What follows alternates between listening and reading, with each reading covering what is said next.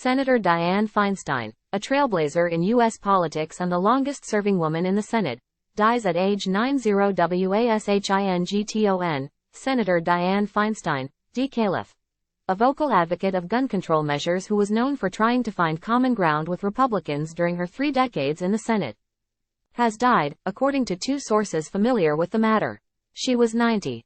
Feinstein, the oldest member of the Senate, the longest-serving female senator and the longest-serving senator from California, announced in February that she planned to retire at the end of her term.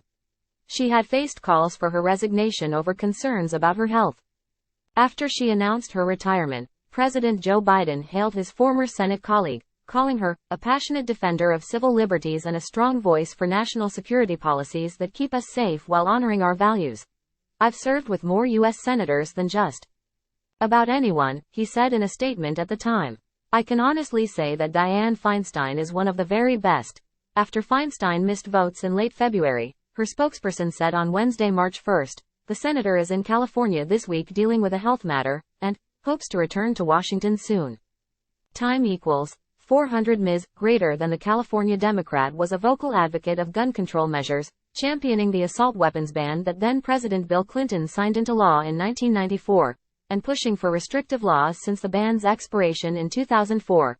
As chairwoman of the Senate Intelligence Committee, Feinstein led a multi-year review of the CIA's detention and interrogation program developed after the September 11, 2001, terrorist attacks, which led to legislation barring the use of those methods of torture.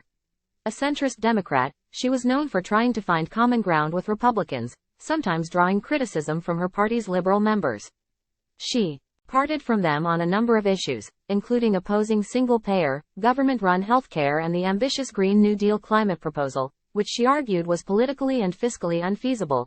Those tensions with progressives built to a head during the confirmation hearings for Supreme Court nominee Amy Coney Barrett in October 2020, when Feinstein hugged Senate Judiciary Committee Chairman Lindsey Graham, RSC, and thanked him for how he had conducted the hearing. The move prompted swift calls for Feinstein's ouster as the ranking member of the panel, and she ultimately did step down. Feinstein preferred following Senate traditions than changing them, though she voiced openness in 2021 to potentially altering filibuster rules if Democrats were unable to pass key parts of their legislative agenda, including voting rights reforms, gun control and a reauthorization of the landmark Violence Against Women Act. Feinstein faced some pressure to resign in recent years to make way for younger lawmakers. Last April, Feinstein pushed back against a news report in the San Francisco Chronicle citing multiple anonymous colleagues expressing worry that she was mentally unfit to serve. "I remain committed to do what I said I would when I was re-elected in 2018. Fight for Californians," she said then. Democratic reps Katie Porter, Adam Schiff and Barbara Lee are running for Feinstein's seat. Feinstein was hugely influential in state and national politics, and her support held great weight.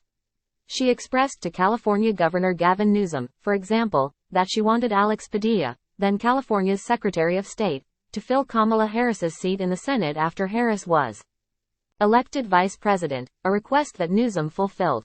Before her election to the Senate in 1992, Feinstein was elected the first female mayor of San Francisco and, prior to that, was a member and president of the city's Board of Supervisors. She became mayor after the assassinations of Mayor George Moscone and City Supervisor Harvey Milk, the first gay elected official in California. Thrice married, Feinstein was predeceased by her husband, investment banker Richard Bloom, who died last year. She is survived by her daughter, Catherine Feinstein, a San Francisco County Superior Court judge, her son-in-law, Rick Mariano, and her granddaughter, Eileen Feinstein Mariano.